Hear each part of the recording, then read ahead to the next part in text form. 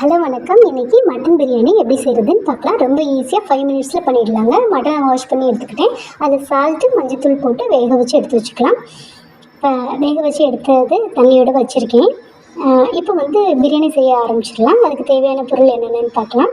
நான் ரைஸ் காப்பிடியில் 2 உலக்கு எடுத்திருக்கேன். அதை நல்லா வாஷ் பண்ணி எடுத்து வச்சுக்கிட்டேன்.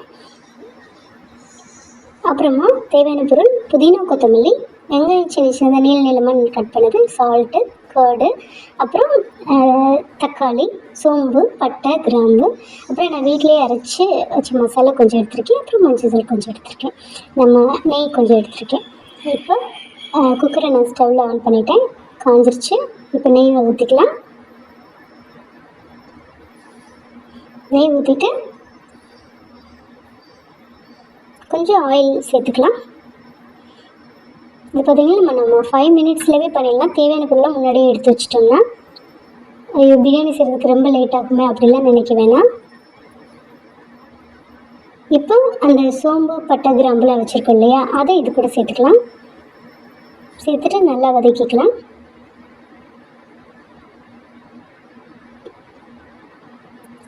நான் வெங்காயம் ஒரு 3-4 வெங்காயம் நீளமாக கட் பண்ணி வச்சுருக்கேன்.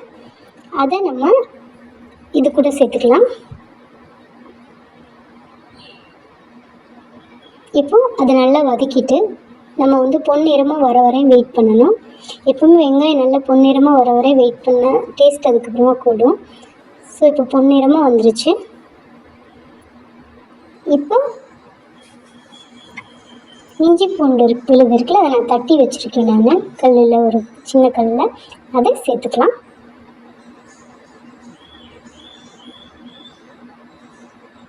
சேர்த்துட்டு நல்லா பச்சை வாசனை போகிற வரையும் வதக்கிக்கலாம்.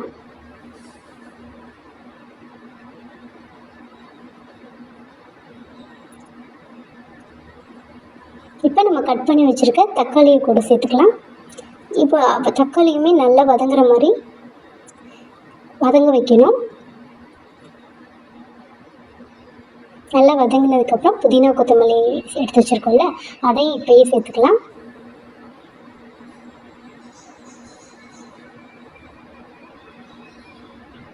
நல்லா வதங்கிடுச்சு. இப்போ நம்ம அந்த மசாலா சொன்னேன்ல, அது ஒரு ஸ்பூன் எடுத்து வச்சுருக்கேன். அதை நல்லா சேர்த்து கிளறி விட்டுக்கலாம். இப்போ நம்ம என்ன பண்ணலான்னா, நான் மட்டன் வேக வச்ச தண்ணி இருக்குல்ல, அதை நம்ம சேர்த்துக்கலாம். அது 2 கப் இருக்குங்க. எப்போவுமே இந்த மசாலா வேக வச்ச தண்ணியை சேர்த்தோம்னா இன்னும் டேஸ்ட்டு கூடுதலாக இருக்கும். அது எனக்கு 2 உலக்கு கிடச்சிருக்கு. அதனால் நான் அந்த தண்ணி ஊற்றிட்டேன். ப்ளஸ் அது கூட ப்ளைன் வாட்டர் 2 உலக்கு சேர்த்துட்டோம்னா கரெக்டாக 4 டம்ளர் சொல்லியிருந்தேன் இல்லையா, 4 இது கரெக்டாக இருக்கும். நம்ம இப்போது கொதிக்க விடணும். இப்போது நல்லா இப்போ 2 தண்ணி ஊற்றணும் இல்லையா, அது நல்லா கொதிக்கணும். அது வரையும் வெயிட் பண்ணணும். நான் இப்போ இன்ன வரையும் குக்கர் மூடலை. சும்மா சாதாரணமாக ஒரு பிளேட் போட்டு தான் மூடி வச்சு கொதிக்க விடுவேன். இப்போ கொதிச்சிருச்சு. இப்போ நான் ரைஸ் போடுறேன். இது சீரக சம்பா ரைஸு. இது போட்டு இதையுமே நான் குக்கரில் சும்மா சாதாரணமாக விட்டு நல்லா கொதிக்க விட்டு ஹாஃப் பாயில்டு வர வரையும் வெயிட் பண்ணணும். சாதாரணமாக தான் மூடி வச்சுருப்பேன் நான். இப்போ சால்ட்டு சேர்த்துக்கலாம். நம்ம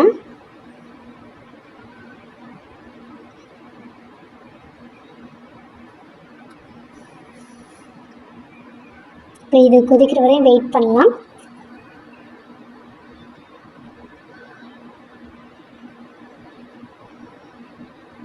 இப்போ எடுத்து பார்த்தா ஹாஃப் பாயில்டாக இருக்குது. ஆனால் கொஞ்சம் தண்ணி இருக்குது. இந்த டைமில் நான் என்ன பண்ணுவேன்னா, நல்லா கிளறி விட்டுட்டு இப்போ கூட நீங்கள் சால்ட்டு கூட டேஸ்ட் பண்ணிக்கலாம். நீங்கள் வேணா ஆட் பண்ணிக்கலாம். தயிர் நம்ம வச்சுருந்தாலே அதை நம்ம சேர்த்துக்கணும். சேர்த்துட்டு நல்லா கிளறி விட்டுட்டு சால்ட்டும் செக் பண்ணிவிட்டு இப்போ நான் குக்கரை க்ளோஸ் பண்ணிவிடுவேன்.